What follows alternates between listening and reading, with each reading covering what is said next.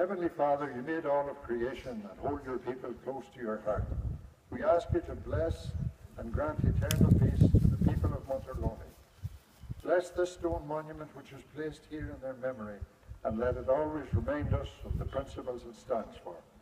These are the people who held their national language dear and used it as an everyday living language in this area.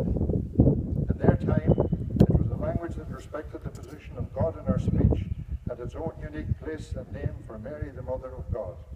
It is a language that holds in its essence and understanding the spiritual world of God for us who seek him, who wish to know him and worship him in the sacraments. Help us then, O Lord, to work together in peace, so that we may give you glory by our lives. And we ask this grace, loving Father, through Christ our Lord. Amen.